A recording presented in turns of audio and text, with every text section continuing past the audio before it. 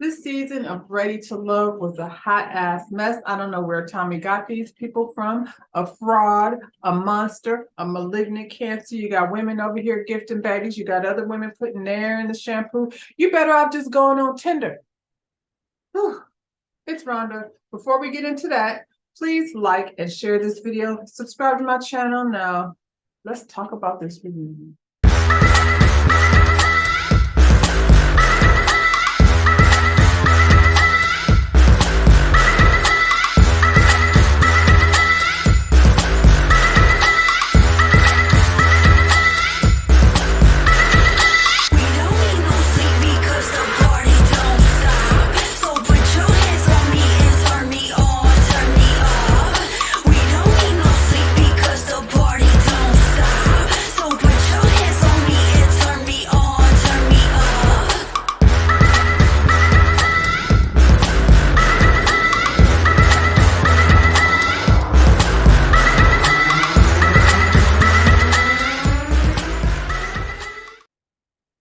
Hey y'all.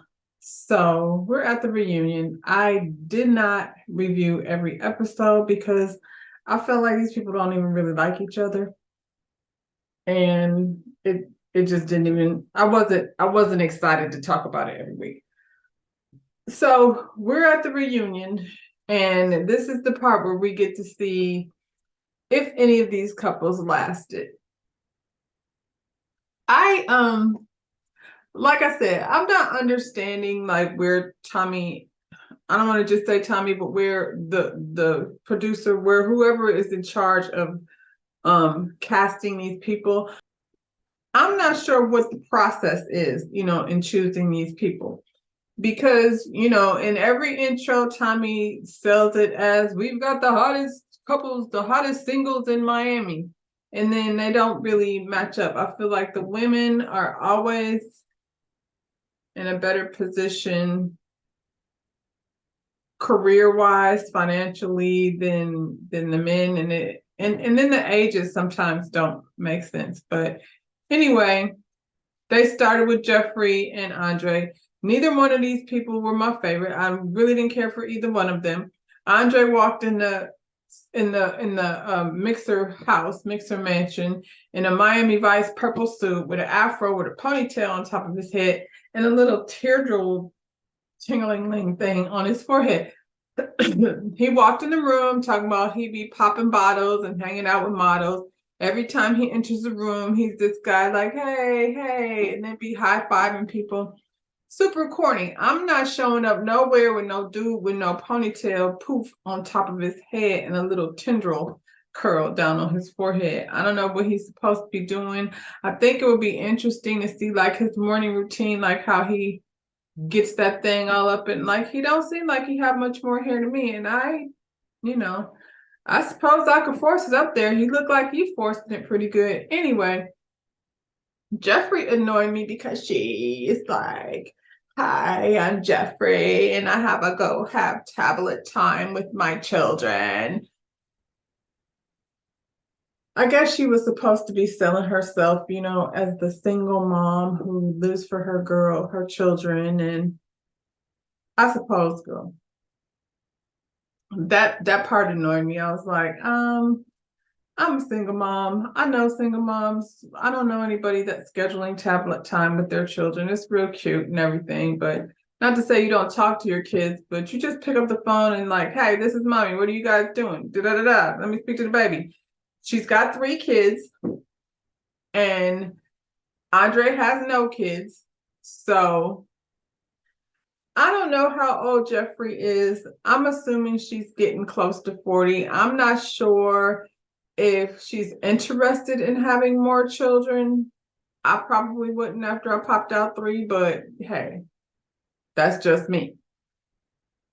So to be dating a man who doesn't have any children of his own, you should probably anticipate that he's at some point going to want more children. The older you get, we got the biological clock and all working against us. So I'm just saying, like, when these people make these decisions on who they're going to be, who's going to be there, like she likes to refer to him as her biblical husband, Does anybody know what is a biblical husband? What does that mean? She kept calling this dude her biblical husband, and I'm like, but she said a lot of things. Like she also gifted a baby to her last baby daddy, who is no longer in the picture. But I mean, a baby is a gift, but you don't be gifting babies to dudes. I think that's weird. Anyway, so Jeffrey shows up. She's not so vocally, whiny this time. She's actually a little more, I ain't here trying to hear that shit. Like, I don't know where that girl went, but she didn't come to the reunion. I guess Andre pissed her off, and so she had like go put her deep voice on. She sat there in this wedding dress with icy blonde bob, like she was giving like Elsa.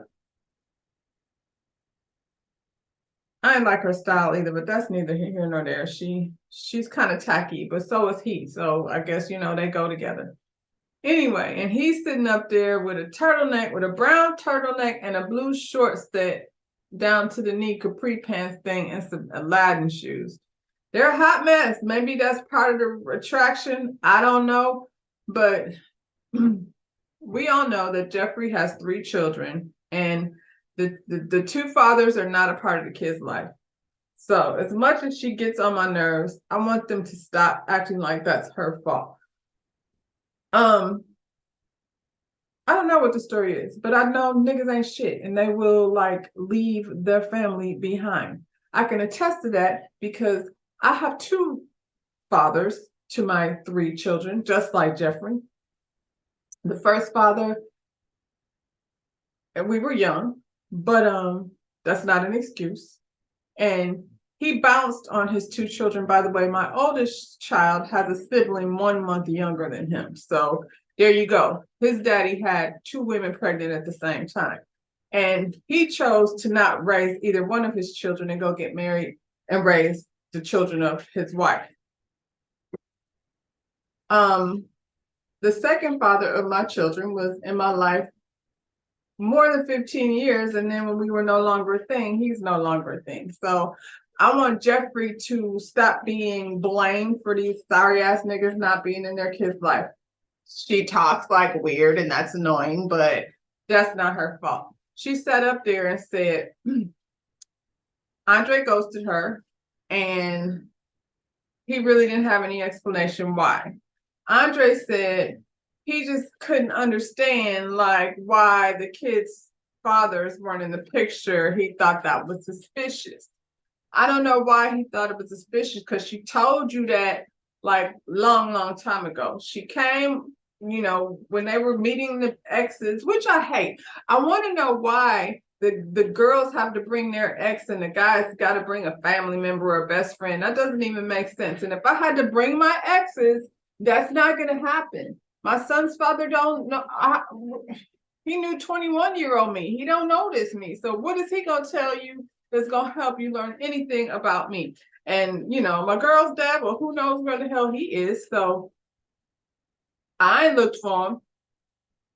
Anyway, I think it's a lot to be sitting up there acting like Jeffrey said Black men leave their kids every day. And, they got up in such an uproar because no, Black men don't. Yeah, Black men do. All men do, but the 2 men that did it to her were Black. So she gonna say Black men do it, and y'all need to stop being all in your feelings about how Black men don't do that, because just the fuck they do. Anyway, back to this story. So all of a sudden, Andre, who been knew this story, said he couldn't bring it up on the during the process. I don't know why he couldn't bring it up in the process, because it definitely came up. And if he didn't have no questions, maybe he was distracted by them tight pants she had on, and he was just trying to get in them. Talking about all the women I've dated have kids, so it's not like that. Listen, this is why it's probably a bad idea to be dating someone who doesn't, when you have 3 children and he has none, because he doesn't understand what it's like to love a child that ain't his. And all of a sudden he's got all of this advice on how he doesn't understand why the daddies ain't there. She don't understand it either, fool. She's raising them children. She would like to know, we would all like to know why they damn daddies ain't came home and take care of their children. Jesus, they ain't got to stay there with her, but for God's sakes, step it the fuck up. Whew, I'd have made my blood pressure go up. Kind of personal, this one. Anyway, like, she said he ghosted her and he didn't want to, he was looking for an excuse to be out.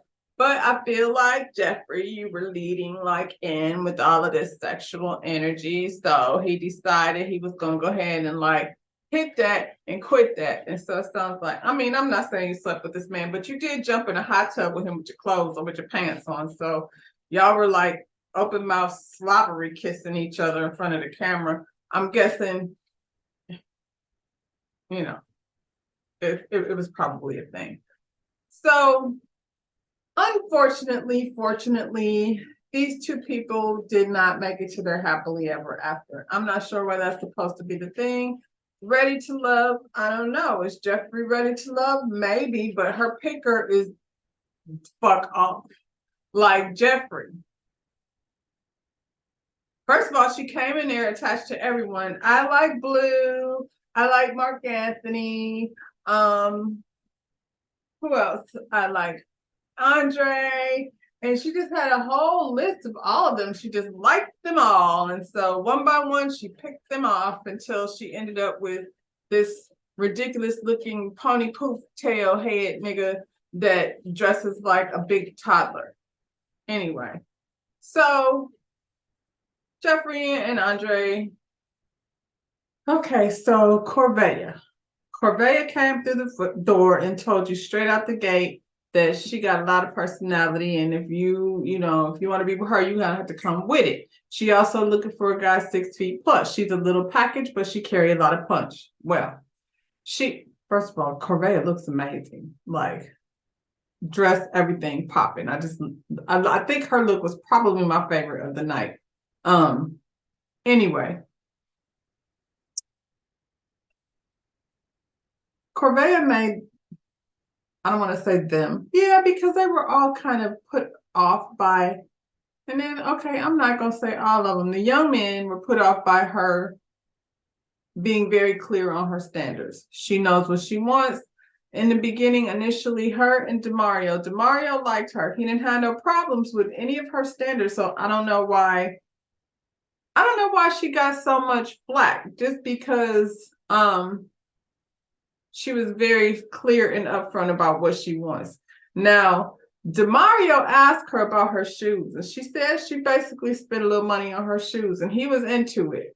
All of a sudden, they were talking about her being a gold digger. Now, I don't know if she walked around this whole time like talking about labels and things of that nature and money and stuff like that, but just based on what I saw, he asked her, and so he was into it. He said he liked to spend money on his clothes too.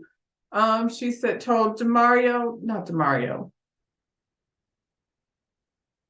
Oh, what's this boy's name? Mark Anthony. She told Mark Anthony that she likes to be spoiled, and he jumped right into gold diggerish. Well, you're another young one, Mark Anthony, who probably doesn't spend. I feel like she down there in Miami, and she's probably going to be able to find a guy that likes to spend money on his woman. Now, she said being spoiled, that doesn't necessarily mean money, stuff that you got to spend money on either. I mean, there's plenty of ways to spoil someone.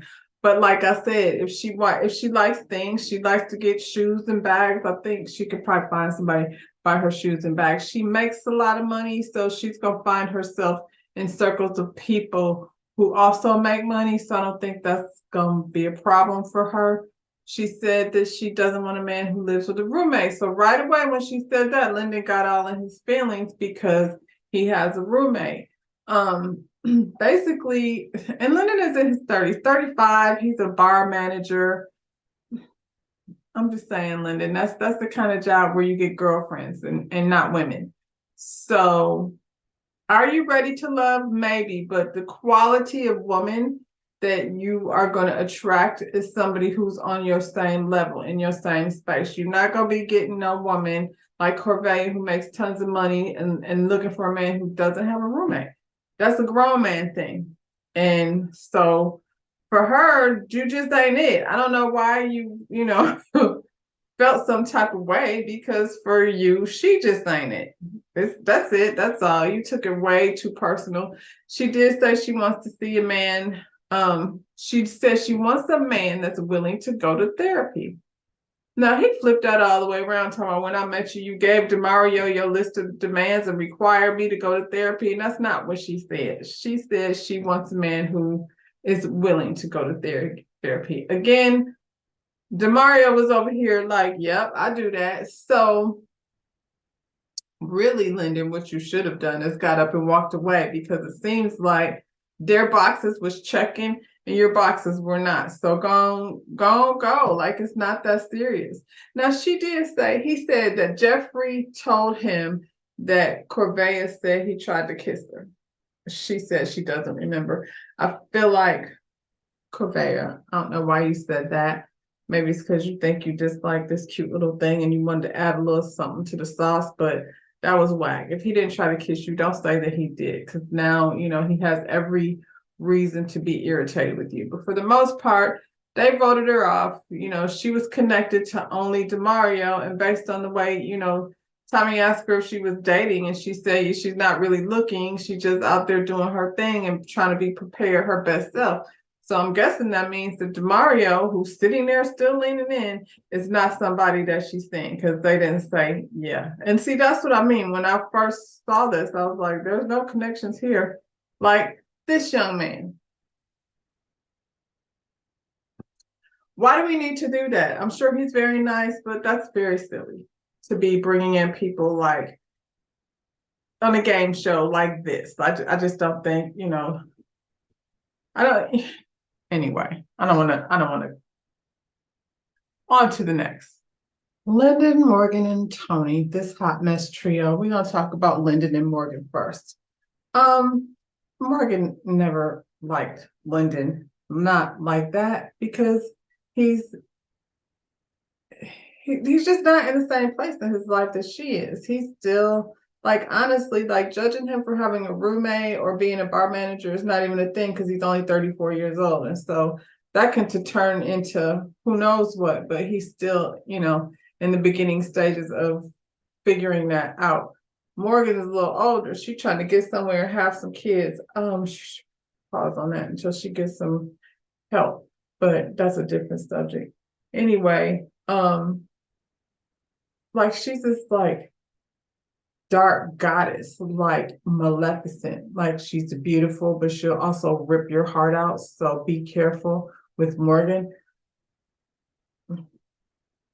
And Lyndon is like a sweet little boy who like held in the palm of her hand until she gently laid him down, sent him off with a kiss. It was, it was very poetic when you think about it. Anyway, Morgan was more equally yoked with Tony because they're super, like, they're crazy together. She's crazy. He likes it. Lyndon is just, she's a beautiful woman, and, of course he likes her.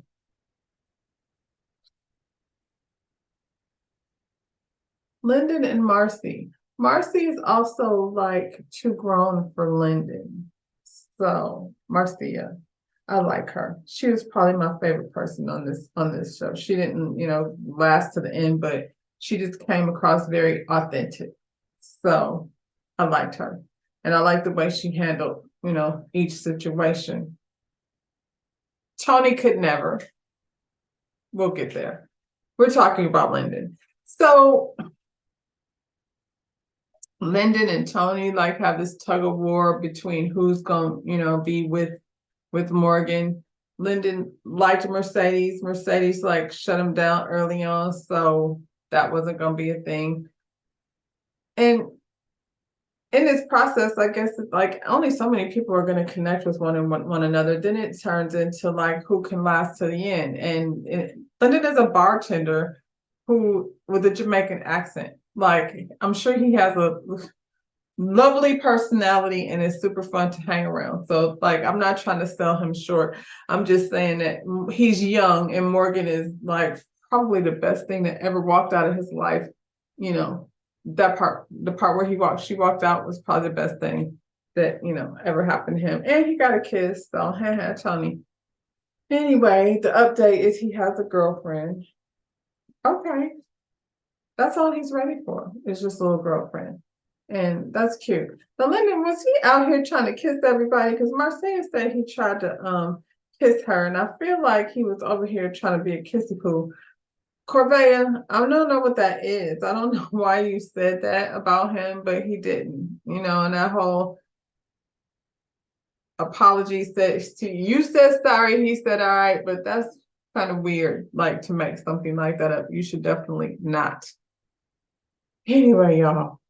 Okay, so we got Quiet Blue. Blue said he grew up without parents. I don't remember catching that in, the course of the show, but it explains a lot, and I'm gonna tell you why. Um, Blue is always up to something because he's a sneaky little fraud. Apparently, excuse me. Well, first Janique called him out because I guess he tried to hook up with her after the show, but didn't use the lifeline, actually fought against using the lifeline on her so she could stay a part of the show. So when you be doing fraud stuff, you have to be doing a lot of things in secret. So I'm not sure why Blue decided he wanted to come on a TV show when he was over there misappropriating the PPP money. But he came on this show anyway, so now we know all his business, and I mean to the numbers, to the 6 digits. Anyway, he comes, clearly this is before any of that happened, but it's just like now that you know this is the type of dude he is, you can see how shifty he is and how he moves. See, it came across as quiet before, but now that we know the truth, was more sneaky. So he was over there sneakily trying to get Jonique to date him after the show and not on the show, which makes no sense. It don't even make sense. Then he went around here and got Kayla from last season. So now he brought Kayla out as his whole girlfriend, and she got a side of the bed and she plays with the cat. And they're sitting up there like boyfriend and girlfriend. They've been dating each other for 3 months. She just decided she's going to take it slow this time. And, she real cute and everything. Well, apparently, he was also talking to Z, that lady like from the very beginning. Well, Z got a little heated because she and Blue were having conversations behind the scenes. At the end of the day, Z, I don't know what conversations y'all had, but he likes this girl enough to bring her out here. So they're parading each other around as a couple, and had a conversation with him. That part's over. She went in the back, they had a little conversation like behind the scenes, and she was like, well, how long has this been going on? Because she would be really angry if she heard the conversation that we had. See, it's just let it go, girl. Let it go. Anyway, both of y'all dodged the bullet because this dude is about to be locked up. They don't let me out because he's going all the way to jail. Do not pass go. Do not collect $200. He is going to be, didn't I heard this fool out here buying Mercedes Benzes and kind of foolishness. Like he's fake. Like he could have just used the money on his business, but no. I don't know how he thought he was gonna misappropriate that much money. But anyway, Z, just consider yourself lucky that you did, that you didn't involve yourself with that any more than you did. Kayla, hopefully it's only been 3 months. Go on over there and get stuff before he had to go to jail. They bring out Fabrice. I don't know why, because nobody wants to be bothered with this perv. So, we don't want his Zoom call. Next. Blake and Sue. Nobody liked Blake throughout this season. Blake never really bothered me that much.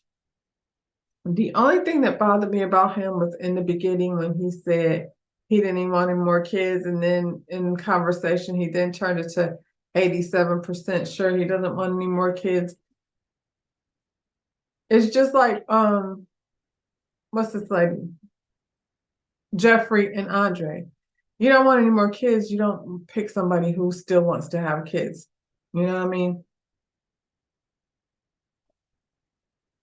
He's also a little prickly and stiff, like not fun necessarily. probably because of his line of work. It just makes him very, like I said, staunch and stiff. Sue is, she's an attorney. I watched a couple of interviews with Blake, and he seems to be, I watched him do Kojo. Um, he seems to be like a debater. He wants to be right. He wants to say things like, argue around words. And I'm like, yeah. And she's a lawyer. She likes to argue around words. So I get why they like each other. I don't know why. I think it had to do with things that was said about him, but because for me, because it was coming from Jeffrey and Morgan, I was like, let me just see first, because these two are, you know, two very interesting pieces of work. They don't like him. Jonique doesn't like him either, but I have a feeling it's just because whatever energy Blake has, she's reading it as he thinks he's better and superior to people, especially somebody like her who's a little more unpolished, not smart, just not polished. And she's young. And so her Jonique 10 years from now, 5 years from now, is going to be a very much evolved version of herself, because she's not done by any means. But she's not stiff either. She's like fun and cute and bubbly, and that whole thing is just not a match. Blake wouldn't be no match for me either, because he's just, like I said, too damn stiff. But I can see how him and Sue like to be debating back and forth with each other. She's a little stiff too. So for me, I could see why that worked. She had a little moment where she thought she liked Anthony. Anthony is not that stiff. He's, I don't know what Anthony is, and that's weird because he was around a lot, but I can't put my finger on whatever Anthony got going on. I think he's just regular.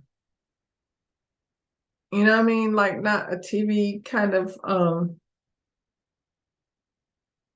personality. Like he's not a bad looking guy. He seems to have his shit together. He's somebody's dad, but I think he's just, a regular guy. I feel like Anthony, honestly, and he really wanted to get with Mercedes, but Mercedes ain't trying to be nobody's stepmama. So, at least she's smart enough to know that that's not what she wants to be doing right now.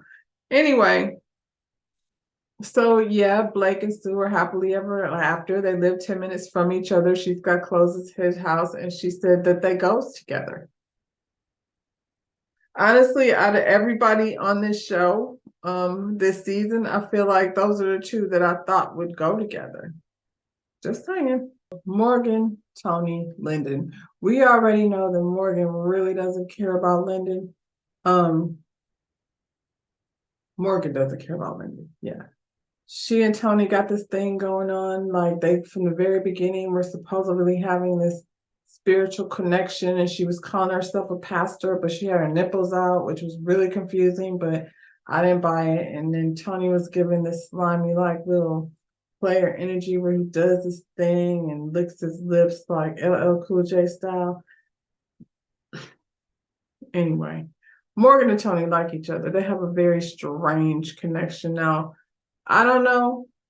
This woman is nuts. She be putting air in people's hair. I don't know why that isn't scary to anybody. I did hear him say something about she know who she can do that to. I guess, like, what are the consequences, Tony, of putting air in your hair versus this other guy?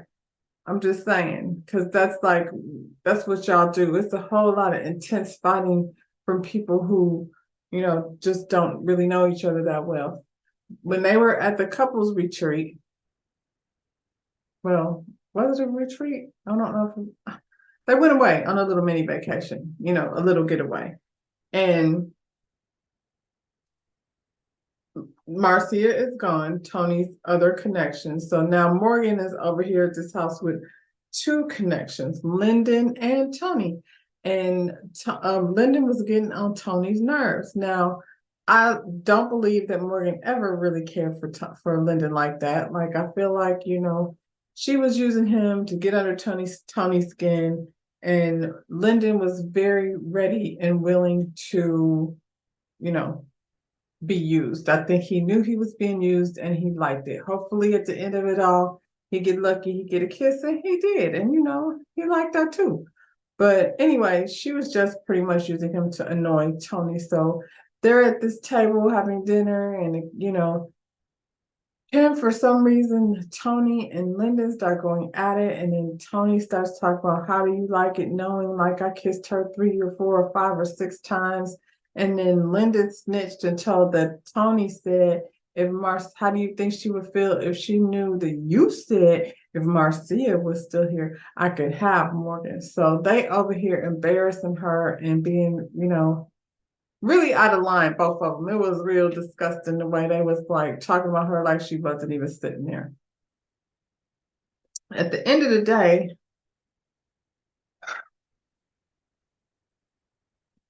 so Tony can't be trusted because Tony smashed Natasha. Natasha is the girl that got sent home day one. Now, why do we know this? Because not only did he smash, then he came and told Morgan. I don't know why he felt like that was information that she needed to know.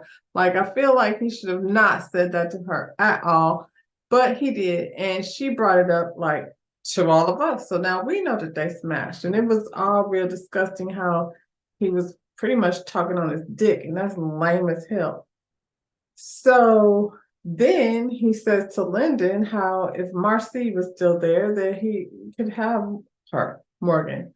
So, I mean, basically, Morgan chose herself in the end, and because he did so many things that she deemed to be embarrassing, and it was embarrassing, and she should have chose herself because he is a slime bucket ass nigga. But she's crazy bitch that be putting air in people's shampoo, and now maybe they shouldn't hang out with each other. Maybe they should go get help. They decided that they wanted to continue to date after the process, even though she chose her. So I don't know what that means. Like, I choose me, but we're still gonna go out and see what this is anyway. Which is fine, except for the fact that he already like smashing one lady and wanted to hook up with the other one. And then Natasha seemed very surprised to find out that Morgan and Tony decided to date after the fact. Now he was on somebody's doing a interview with somebody. I can't remember who it was because they've all been interviewing here and there. I'm gonna say Little Black Book. Maybe he was over there on Little Black Book, but he was just saying how Natasha was very nice and he didn't want anybody to think that it was a one-night stand. It wasn't a one-night stand. It was actually a 3-week relationship. I don't know how relationships can develop in 3 weeks, but okay, they were having a 3-week relationship and maybe even more because I feel like they're still smashing, at least at this point, because I don't know why she would be so surprised that he was dating Morgan. But and then I guess he wishes he was dating Marcy, and Marcy's just kind of like doesn't want any parts of any of this shit, to be honest. So Tommy asked something about the kind of person Tony is, and she referred to him as not a nice person. In all actuality, Tommy, he's a monster. Oh, why did he say that? Everybody's like, oh, Morgan, don't say Mark Anthony. Don't, Morgan, come on. And she's like, shut your ass up. What do you think, Marcy? Do you think I would just make something like that up out of the blue? And Marcy is like, I'm just over here minding my own business, girl. I don't know what y'all are doing. Then they start going back and forth. He decided to say that after, that the whole process was over, he just got very busy. He got bogged down, with life's responsibilities, working, taking care of his kids. Now, I know I heard him say that his kid lives somewhere up north, like Connecticut or something. He's 17 years old. He said he does come down for the summer, and he has another kid here with some lady who, he's not little though. He's like 9, which is little, but not like diaper little. So I find it hard to believe that if your 17-year-old and 9-year-old are at your house, like stop it, Tony. So for whatever reason, I think maybe you just was caught up doing some other things. Because if you got Natasha over here that bouncing up and down on, then I'm sure there's some other things that you've been sliding in and out of, Tony. Enough that you was not over here giving Morgan the attention she needed. So now she's over here flipping her shit and cussing everybody out. And Tommy was like, calm down, everybody, just calm down. And then not Marcy, Morgan gets up and walks away. And that's when it really got heated, child. I thought I was going to need a cigarette. And he was like, she was in the dressing room being all dramatic, talking about, I just need to be by myself. I just need to be by myself. And he's going, I need to talk to you and leave me alone. And I just need to be by myself. And I just want to talk to you, Morgan. Let me just come in and talk. And security, like, pulling him away. He's getting upset, talking about, I just want to talk to her. And she was like, you had plenty of time to talk to me. You should have been trying to talk to me 6 weeks ago. And I don't know what's going on 6 weeks ago, but I think Natasha probably know what was going on 6 weeks ago. So maybe next episode, we'll find out, you know, what that 6 weeks is all about. And then she was like going in on Marcy. So like, Marcy's my favorite. And Morgan's crazy self, like, don't be mad at her because you picked Tony. His hot ass mess, but honey, I don't know what they got going on. I thought if he was able to go any closer to her, he was gonna rip that dress off, and we was gonna watch them go to Pound Town right in the corner of that room. Well, it's Thursday night. I gotta go to work tomorrow. The next episode, part 2 of the reunion comes on tomorrow night. So you can watch this review in the morning, and then, you know, we can watch the part 2 together tomorrow. And hopefully, you know, we'll have that one ready by Sunday. But anyway, y'all, please like the video, subscribe to my channel, share the video, and I'll see you when I get back.